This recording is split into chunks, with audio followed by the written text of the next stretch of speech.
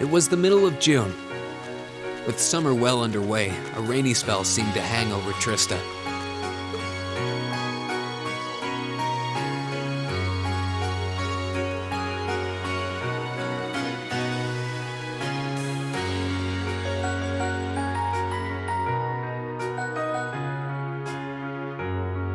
With our field study wrapped up, the other members of Class 7 and I returned to normal school life. But just when we thought we'd gotten used to the challenging lessons and the breakneck workload, a moment of dread washed over us, making our blood run cold.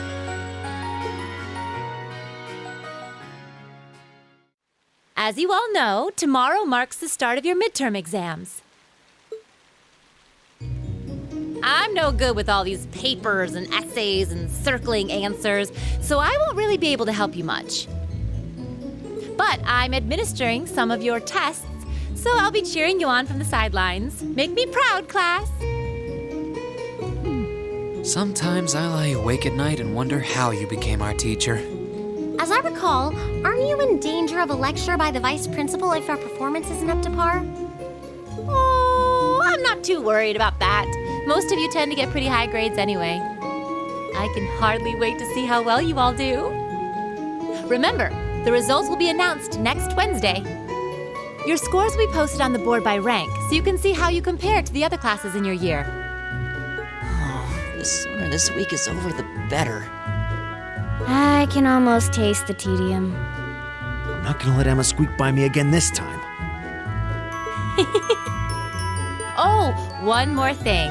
They're gonna stick the average score for each class up there on the board, too. Our class averages? I suppose their intent is to furnish us with motivation in the form of class bragging rights. Well, I do enjoy a challenge. Anyway, I know it's only noonish, but I think that's enough homeroom for today. You guys can stay here and study, or just head on back to your dorms. Up to you.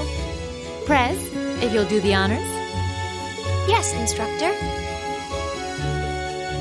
Stand, bow.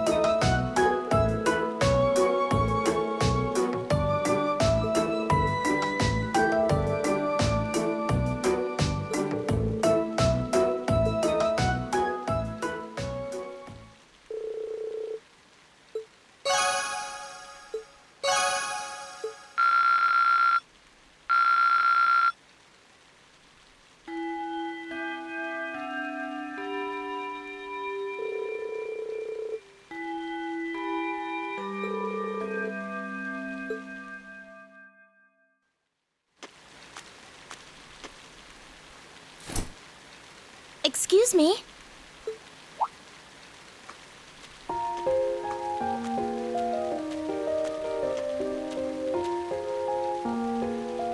I do apologize for stopping you on a rainy day like this. Do you know if this is the building in which I might find the principal's office? Oh, yeah, you're in the right place. His office is in the East Wing, first floor. The receptionist might have gone home already, but I can show you the way if you'd like. Thank you for your kindness. But I couldn't possibly trouble you more than I have already. I'll be able to find the way, I'm sure. Well then, if you'll excuse me, Master Reen.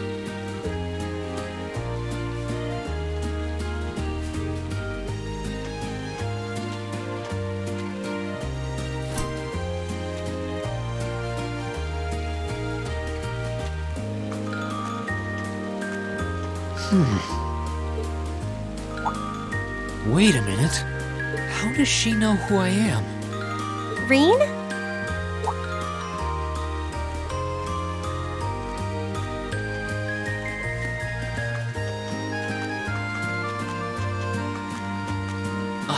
Hey there, Elisa. Heading back to the dorm? Yep. Emma and the others are staying a little longer to cram a little more. But I figured I'm not going to learn much more today, so I might as well call it a night and start prepping for tomorrow. Right. Well, you're going my way, so what do you say we head back together? Sure, okay.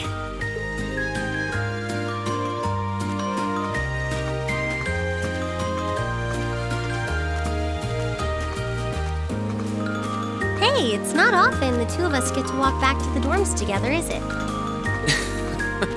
Well, at least I got something good out of this downpour. Is there even a filter between your brain and your mouth? No need for that between friends. But you're in good company. My sister's asked me that before, too. She must be a saint to have put up with you all these years. Anyway, how do you feel? All prepped and ready for our exams? Not sure. I gave it the best I've got. Still, I've got that nagging feeling I could have hit the books a little harder. I wish I was as smart as you. Back when we took the entrance exam, only Emma and Machias scored higher than you, right? Eustace came in a little higher than me, too. Back home, I usually came in near the top in exams. I guess that goes to show that Arabonia has no shortage of smart people. No doubt about that. Bookworms pour in here from all corners of the Empire. You said you're from Ruhr, right? Coming out on top in a city that size is still pretty impressive. I suppose, though that was just at the Sunday school level.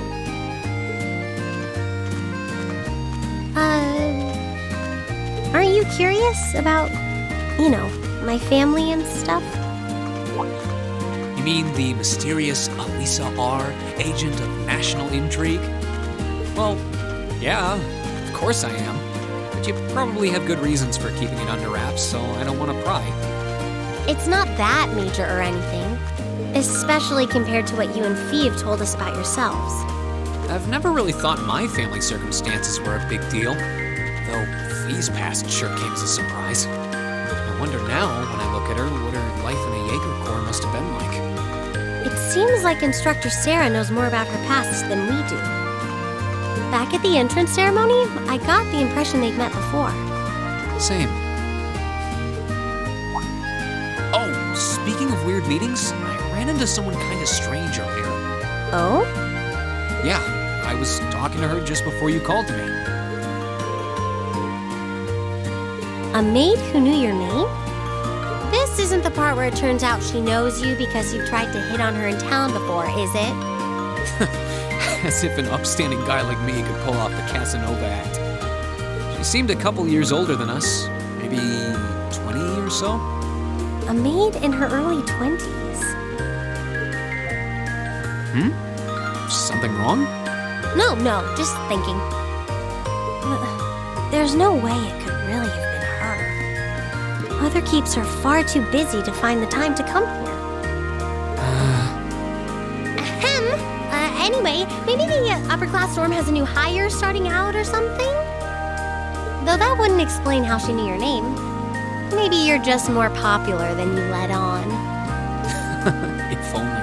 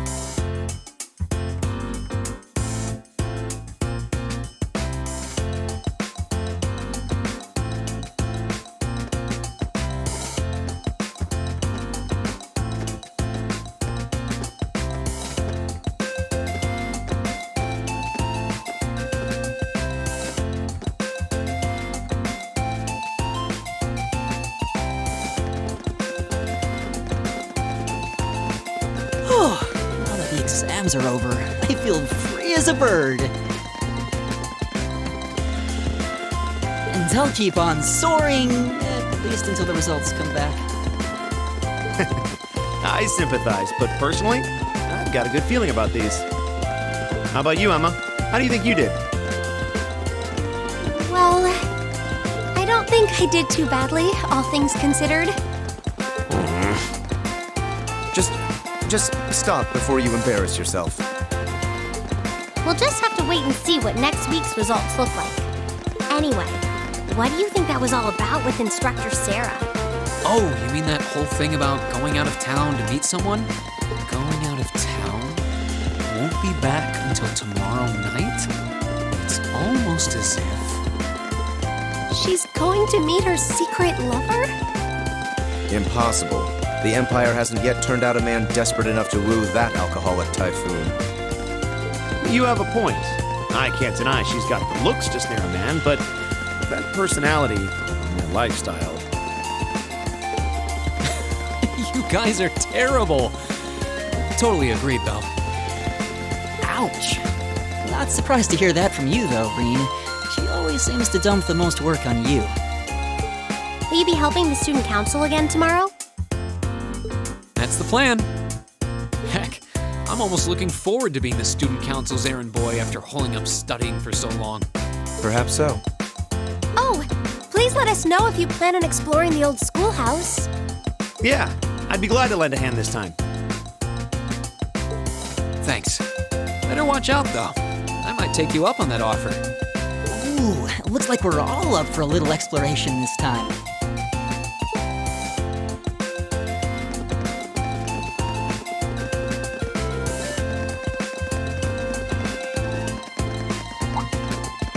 Come to think of it, where did Gaius run off to? He mentioned the principal wanted to have a word with him. You think he went there? Oh, yeah. Wonder what that was about. I hope he hasn't gotten into trouble. I mean, I doubt he would.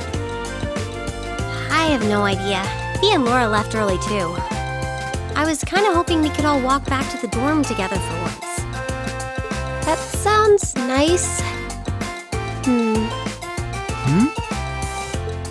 Hey, so this might just be my imagination, but do those two seem kind of awkward around each other to anyone else? Really? So you think so, too? It seems like it started around the beginning of the month. I wonder if something happened then. It's like they've been avoiding each other ever since. You say that, but I did not take either as the type to dwell on petty issues or misunderstandings. Neither did I. We've been trying to suss out what the problem between them is, but so far, no luck. I wonder if that's what that was all about. Did you see something, Machias? What happened? Well, do you remember the day we gave our group reports on what happened during last month's field study? We gave a truthful account, including the part where Fee used an explosive to blast open the door to my cell. Yeah? That's when we found out that Fee used to be in a Jaeger Corps. That really threw me for a loop, but what does that have to do with Laura? Well, when that came up, I couldn't help but notice Laura had a rather unpleasant expression. It flashed across her face for only a moment, though, so I wondered if I had just imagined it. Interesting. But even if we assume that's true, what reason would she have to be upset? I can hardly hazard a guess. We all have certain things we'd rather keep to ourselves. We even have a member of this very class who remains tight-lipped about her own family, after all. Do you really have to drag me into this? My apologies. I meant no offense. I do have my suspicions as to your lineage, however. Really? Ugh, you. Now, getting angry won't accomplish anything. Don't worry. We're not going to twist your arm into telling us. When you're ready to talk about it, we'll be ready to listen. It's not like I'm trying to make a big deal out of it or anything. It's just, if everyone knew, it'd make things awkward between us, and I don't want that. Welcome back, my lady. Huh?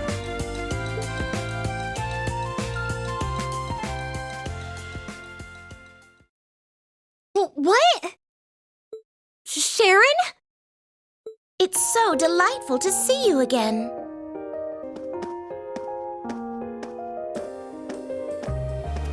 Oh, hey, it's that maid I ran into the other day.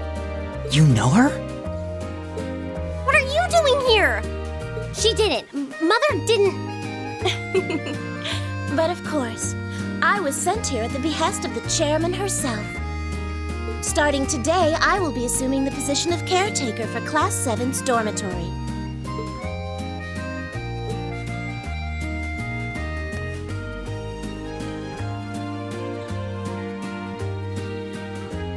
It's a pleasure to make your acquaintance, everyone. My name is Sharon Kruger. I am a servant in the employ of the Rhineford household, Lady Elisa's family. I will do all I can to be of service to you, so please keep me informed of anything you might need.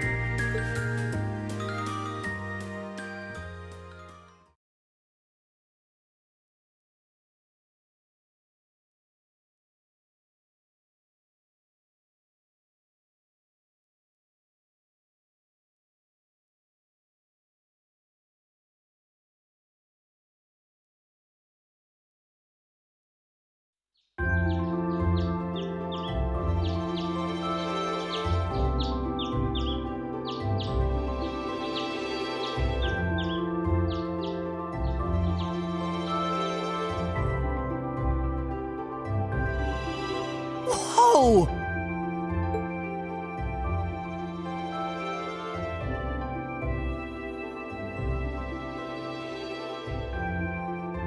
Simply spectacular. Just how many different types of food are there here? This looks more than edible. I believe this is what they call an imperial breakfast? That's right, Emma. It's a traditional Erebonian style of breakfast. I must apologize. It's taken me some time to familiarize myself with this kitchen, so my cooking has been a bit lackluster. Come now, Sharon. Your skill is something to be praised.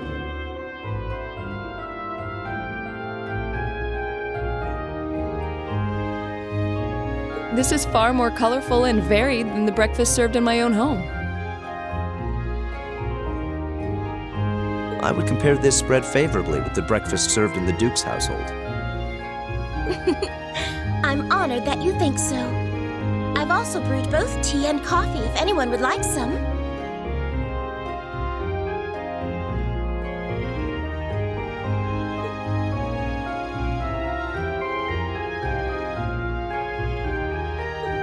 I get the feeling Elisa is less than impressed with the meal.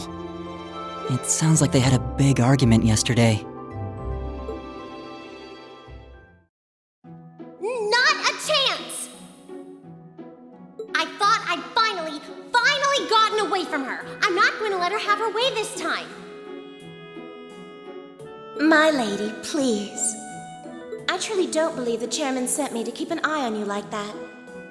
She simply sent me so that her beloved daughter might have fewer inconveniences in her daily life. I can take perfectly good care of myself, thank you very much.